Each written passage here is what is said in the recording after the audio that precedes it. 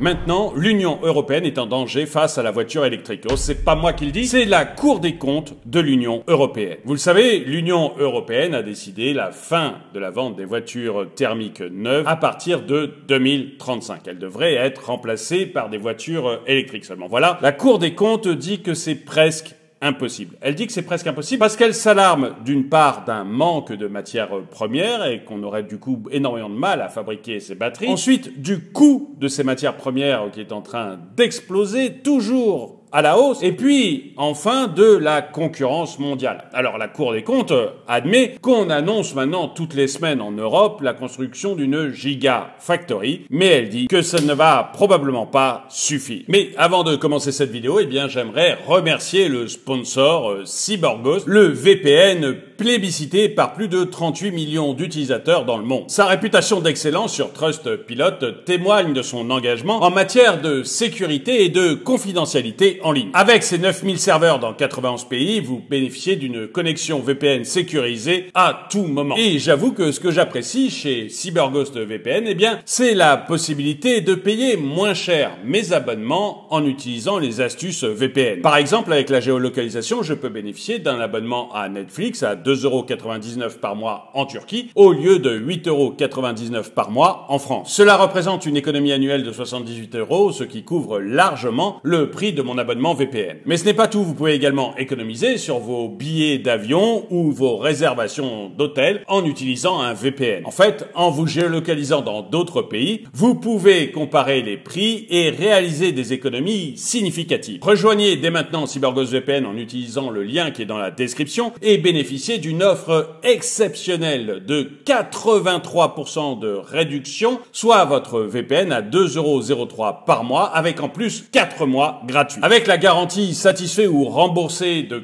45 jours et le support en ligne en 24/7 et en français, vous pouvez souscrire à CyberGhost VPN en toute confiance. Mais revenons maintenant aux dangers qui planent sur l'Union européenne en ce qui concerne la voiture électrique. Ce que dit la Cour des comptes, eh bien, c'est qu'en ayant l'objectif de ne passer qu'à la voiture électrique neuve à partir de 2035, l'Europe s'est mise dans un corner. Selon elle, le grand risque, c'est de ne pas pouvoir y arriver, sauf à importer massivement les batteries, voire même à importer massivement les véhicules électrique, ce qui serait une catastrophe pour l'industrie et les comptes européens. Pour la Cour des comptes européenne, en fait, avec cet objectif d'arrêter la voiture thermique en 2035, eh bien, l'Europe va se mettre dans la même situation vis-à-vis de la batterie électrique et de la Chine qu'elle a été vis-à-vis de la Russie et du gaz russe. Bref, l'Union européenne risque de se mettre dans un véritable état de dépendance avec un pays dont on ne sait pas s'il sera toujours notre allié.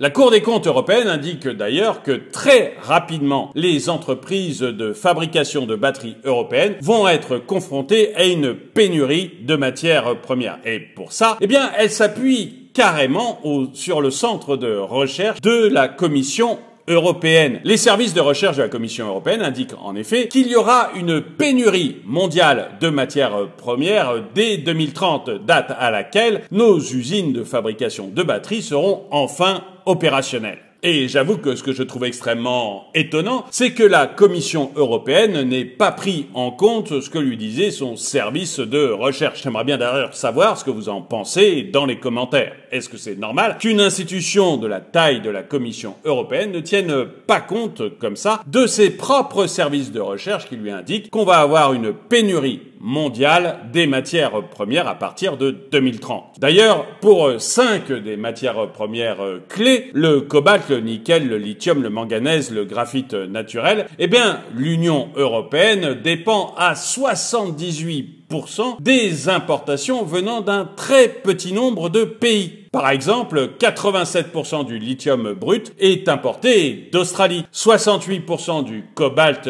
vient de la République démocratique du Congo et 40% du graphite naturel provient de Chine. Et ce qui inquiète énormément la Cour des comptes européenne, eh bien, c'est que l'Union européenne ne dispose pas d'accord de libre-échange avec, par exemple, ces 3 pays. Or, un accord serait nécessaire pour nous garantir un approvisionnement à long terme de ces matières premières. En plus, il faut bien dire que deux de ces trois pays ont des risques géopolitiques assez importants qui remettraient en cause l'approvisionnement de l'UE en matières premières. Et la Cour des comptes souligne un autre problème, c'est l'explosion de la demande mondiale. Alors, effectivement, on a trouvé quelques matières premières, comme le lithium en France, par exemple. Seulement voilà, la Cour des comptes dit qu'il faut à peu près 12 ans entre le moment où on découvre la matière première et le moment où on commence son extraction, ce qui serait beaucoup trop court pour avoir cette matière première, le lithium, en 2035. L'autre problème étant également qu'il n'y a pas besoin que de lithium, mais de beaucoup d'autres matières premières pour fabriquer les batteries. Du coup, même si on arrivait à l'exploit de pouvoir produire du lithium en France ou au Portugal, par exemple, en moins des 12 à 16 ans, qui est généralement la norme, eh bien, on manquerait malgré tout des autres matières premières. La Cour des comptes européenne souligne également que l'Europe est extrêmement concurrencée sur la fabrication de batteries. Par exemple, la Chine représente 76% des batteries fabriquées dans le monde. L'Europe, elle, ne représente que 7% de ce marché. Et puis, il y a aussi les États-Unis qui sont venus concurrencer l'Europe, notamment avec le IRA. Vous savez, la fameuse loi sur la réduction de l'inflation. Avec cette loi, par exemple, les États-Unis incitent fortement, pour ne pas dire obligent, les fabricants de batteries à venir s'installer sur le sol américain. De même d'ailleurs pour les fabricants de voitures. Tout simplement pour pouvoir bénéficier des exonérations fiscales et des avantages qui seraient donnés à leurs clients. Bref, l'Europe n'est pas du tout dans une bonne situation concurrentielle sur la batterie et sur la voiture électrique, alors qu'elle était dans une situation concurrentielle excellente sur le moteur thermique et les voitures. Elle avait une réputation de très bonne qualité dans ce genre de voiture.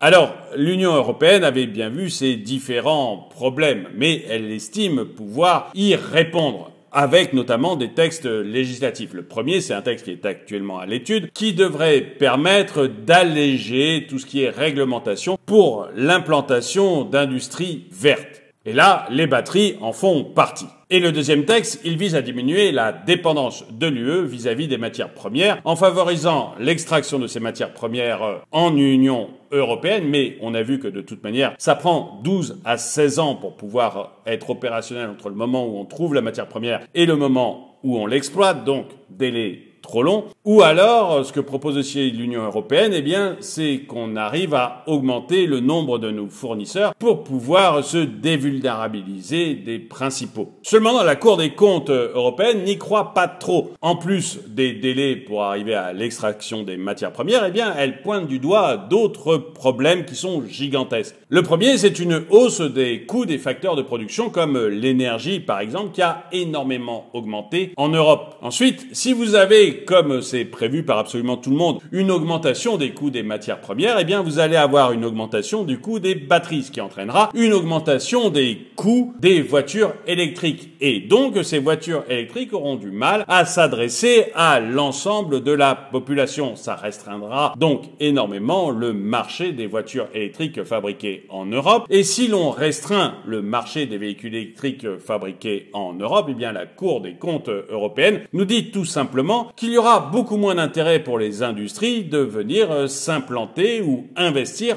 en Europe. Bref, la Cour des comptes européenne dit qu'en l'état actuel des choses, c'est absolument impossible de penser qu'on va arrêter la voiture thermique neuve en 2035 pour se mettre uniquement sur la voiture électrique, sauf à décider que l'on importe massivement les batteries et les véhicules, ce qui posera d'énormes problèmes à notre industrie locale, à l'industrie européenne, ainsi que aux finances des États européens. En fait, la Cour des comptes européenne dit carrément à la Commission européenne d'aller revoir son plan stratégique qu'elle avait publié en 2018 en apportant une attention toute particulière aux matières premières et à leur approvisionnement. Et elle ne pense pas qu'en l'état actuel des choses, ces projets d'interdiction des véhicules thermiques en 2035 soient tenables. Et j'aimerais bien savoir ce que vous en pensez. Est-ce que vous pensez, comme la Cour des comptes européenne, et comme moi je dois bien le dire, que c'est une folie de vouloir arrêter les véhicules thermiques à partir de 2035 et qu'il faut absolument arrêter ce genre de folie pour garder notre industrie automobile et aussi pour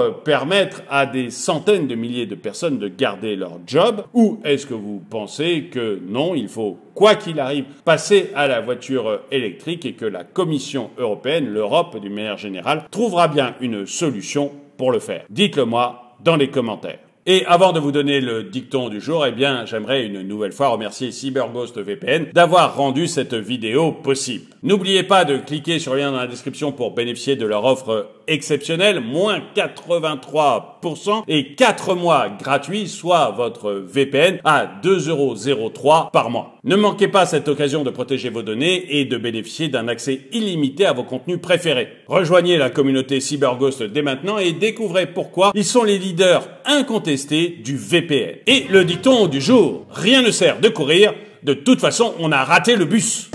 Merci d'avoir regardé cette vidéo, mettez-lui un pouce vers le haut, commentez-la, partagez-la. Merci à tous ceux qui soutiennent la chaîne et moi je vous dis à très bientôt.